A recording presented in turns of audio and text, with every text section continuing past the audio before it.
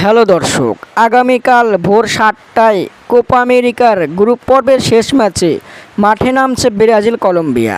ব্রাজিলকে হারানোর সহজ কৌশল জানা আছে বললেন কলম্বিয়া।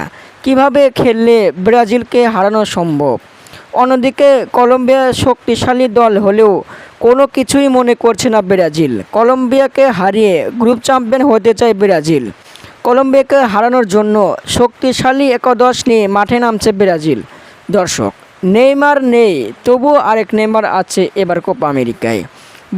বর্তমান এবার কোপা আমেরিকার দুর্দান্ত ফর্মে হচ্ছে ভিনিসিয়াস জুনিয়র।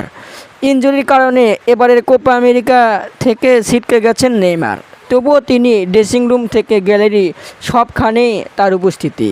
দর্শক, কলম্বিয়াকে হারাতে পারলে কোয়ার্টার ফাইনালে ব্রাজিল পাবে সহজ প্রতিপক্ষ। ব্রাজিলের সুপার 8 প্রায় নিশ্চিত, তবে কালকে কলম্বিয়াকে হারিয়ে সুপার 8-এ সহজ প্রতিপক্ষ পাবে তারা।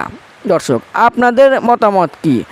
ব্রাজিল কি আগামীকাল কলম্বিয়াকে হারাতে পারবে নাকি পারবে না? যদি হারাতে পারে তাহলে ব্রাজিল কোয়ার্টার ফাইনালে পাবে সহজ প্রতিপক্ষ, আর যদি না হারাতে পারে তাহলে কোয়ার্টার ফাইনালে হয়ে যাবে কঠিন প্রতিপক্ষের মুখোমুখি। দর্শক, আপনাদের মতামত কমেন্টের মাধ্যমে জানিয়ে দিন। ধন্যবাদ।